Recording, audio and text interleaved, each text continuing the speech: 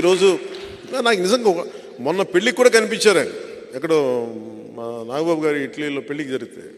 Of course ఆయనకి నా dress నచ్చలేదంట, నువ్వేంటి ట్రెడిషనల్ బట్టలు వేసుకోలేదని. నేను సినిమాలు వేసుకోవడానికి ఇబ్బంది పడుతున్నాను, నాకేదో మామూలు చొక్కా ప్యాంట్ నాకు ఇలా రమ్మంటే. నిజంగా ఆయన చాలా తప్పు పార్టీని ఎంచుకున్నారు. మంచివాడే కానీ తప్పు పార్టీని ఎంచుకున్నాడు ఆయన, లేదా సరైన సమయంలో ఆ పార్టీని ఎంచుకోలేదు.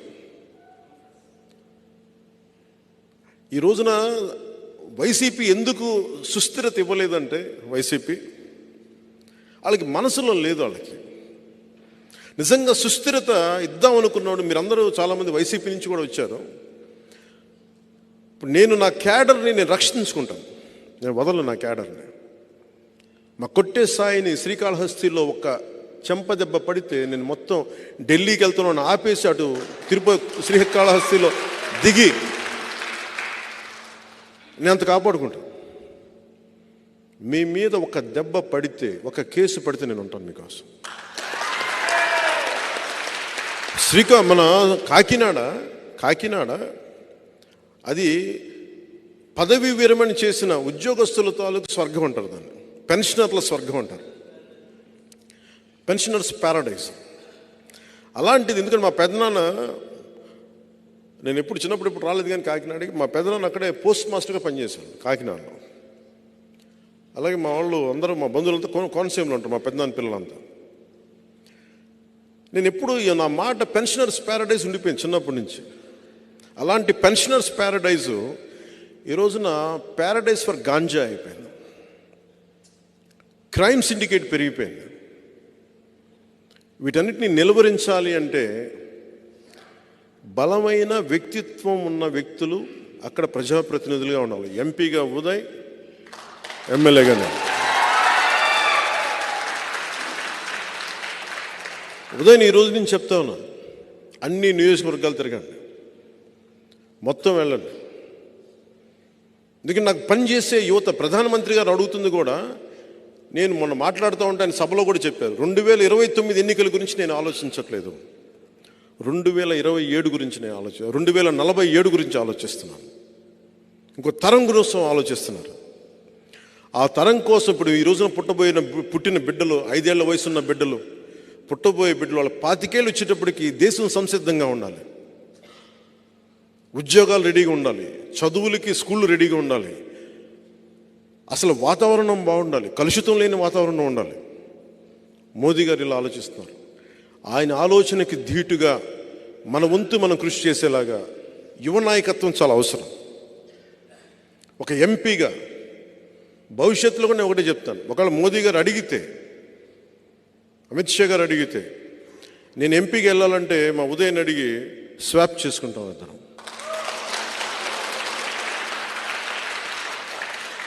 ఈ రోజున మీకు అందరికీ ఇది మాట ఇస్తున్నాను, పిఠాపురం ఎమ్మెల్యేగా నేను పోటీ చేస్తున్నాను, కాకినాడ ఎంపీగా ఉదయ్ గారు పోటీ చేయబోతున్నారు. మా ఇద్దరిని, ఎందుకంటే ఇది గీటురాయి ఎన్నికలు.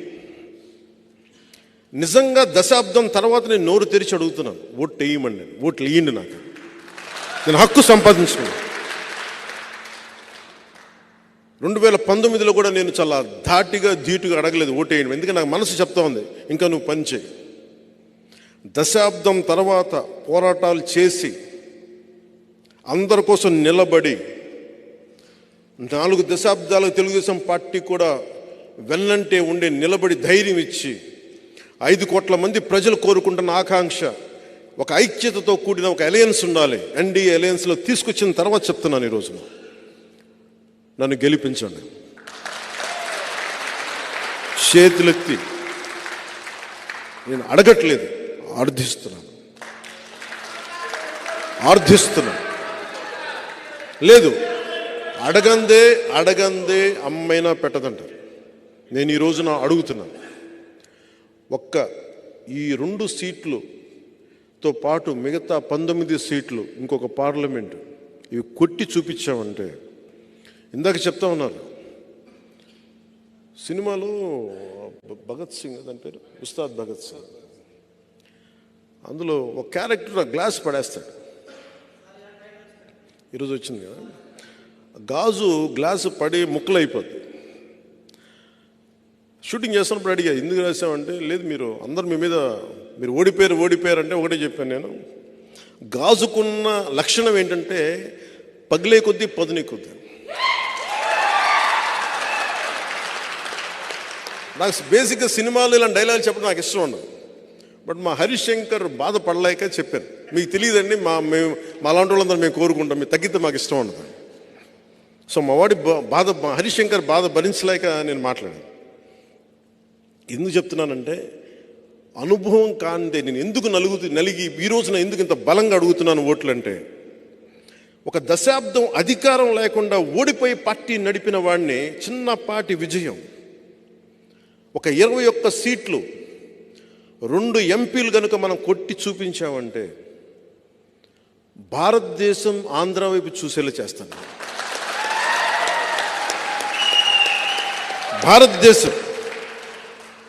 భారతదేశానికి నేను తలమానికం అయ్యేలాగా ఈ 2 సీట్లతో నేను చేయగలను, అంత నిలబడతాను.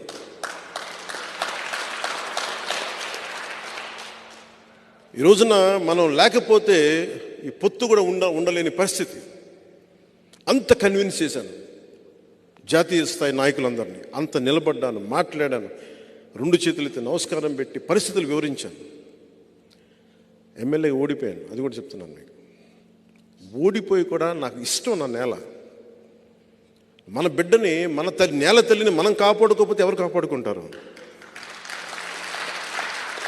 ఉప్పాడలో సముద్ర కోతకి గురయ్యి ఇల్లు లోపలికి వెళ్ళిపోతుంటే ఆ బాధ వాళ్ళకి తెలుసు. ఒక వాడ బలిజల బాధ నాకు తెలుసు.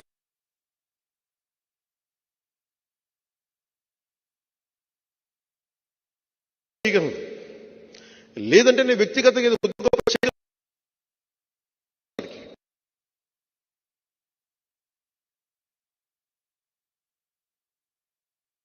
ఎక్కువ ఉన్నాయి.